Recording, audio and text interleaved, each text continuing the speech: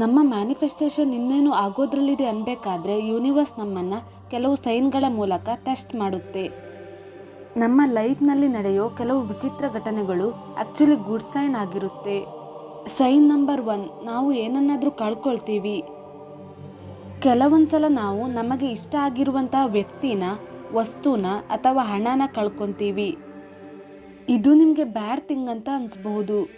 ನನಗೆ ಯಾಕೆ ಹೀಗೆಲ್ಲ ಆಗುತ್ತೆ ಅಂತ.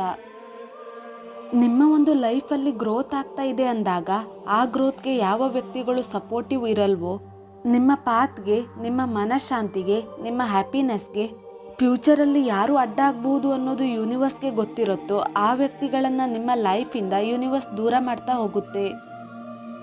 ನೀವು ಕೋರಿಕೊಂಡಿದ್ದನ್ನು ನಿಮಗೆ ಸಿಗುವಂತೆ ಮಾಡಲು ಯೂನಿವರ್ಸ್ ನಿಮ್ಮ ಸುತ್ತಮುತ್ತಲಿನ ಪರಿಸ್ಥಿತಿಯನ್ನು ಬದಲಾಯಿಸುತ್ತಿರುತ್ತದೆ.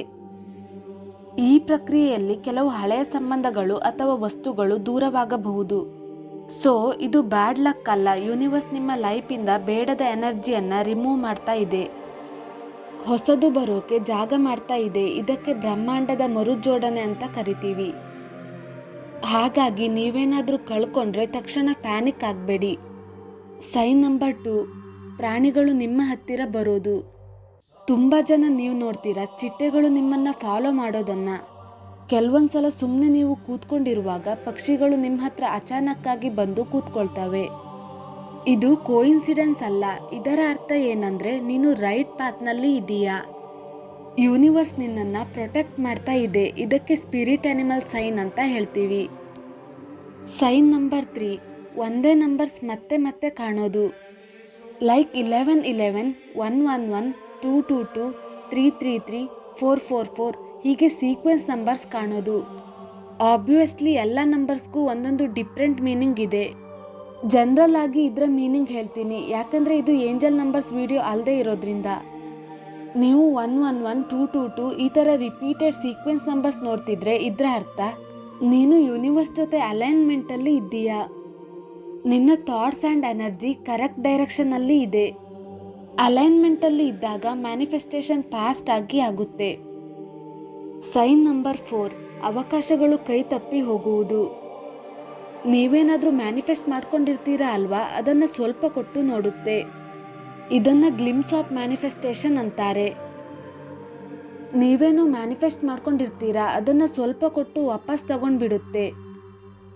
ಫಾರ್ ಎಕ್ಸಾಂಪಲ್, ನೀವೊಂದು ಜಾಬ್ಗೆ ಇಂಟರ್ವ್ಯೂ ಕೊಟ್ಟಿರ್ತೀರಾ. ಈ ಜಾಬ್ ಸಿಕ್ಕೇ ಸಿಗುತ್ತೆ ಅಂತ ಮ್ಯಾನಿಫೆಸ್ಟ್ ಮಾಡ್ಕೊಂಡಿರ್ತೀರಾ. ನಿಮಗೆ ಕಾಲ್ ಬರುತ್ತೆ ಅಂತ ಫುಲ್ ಶೋರಿಂದ ವೆಯ್ಟ್ ಮಾಡ್ತಾ ಇರ್ತೀರಾ. ಕಾಲ್ ಬರುತ್ತೆ, ಆದರೆ ಸ್ವಲ್ಪ ವೆಯ್ಟ್ ಮಾಡಿ ಅಂತ ಹೇಳಿರುತ್ತೆ. ವೆಯ್ಟ್ ಮಾಡಿ ಅಂತಿದ್ದಾರಂದ್ರೆ ಇದು ಖಂಡಿತ ನನಗೆ ಸಿಗಲ್ಲ, ನಾನು ಅಂದ್ಕೊಂಡಿರೋ ಮ್ಯಾನಿಫೆಸ್ಟೇಷನ್ ನನಗೆ ಸಿಗ್ತಾ ಇಲ್ಲ ಅನ್ಕೋಬಿಡ್ತೀರಾ. ಅಥವಾ ನೀವು ಹಣ ಬೇಕು ಅಂತ ಮ್ಯಾನಿಫೆಸ್ಟ್ ಮಾಡ್ಕೊಂಡಿರ್ತೀರಾ. ನೀವು 1 ಲಕ್ಷ ಬೇಕು ಅಂತ ಮ್ಯಾನಿಫೆಸ್ಟ್ ಮಾಡ್ಕೊಂಡಿರ್ತೀರಾ. ನಿಮಗೆ ಆ 1 ಲಕ್ಷ ಎಲ್ಲಿಂದನೋ ಬರುತ್ತೆ ಅನ್ನೋ ಹೋಪ್ ಇರುತ್ತೆ.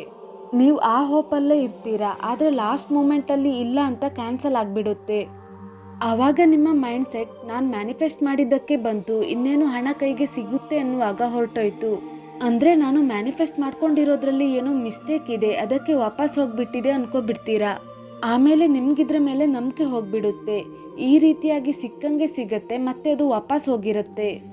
ಈ ರೀತಿ ಆದಾಗ ನಾವು ಖುಷಿ ಪಡಬೇಕು, ಯಾಕಂದರೆ ಯೂನಿವರ್ಸ್ ನಮ್ಮನ್ನು ಟೆಸ್ಟ್ ಮಾಡ್ತಾ ಇದೆ.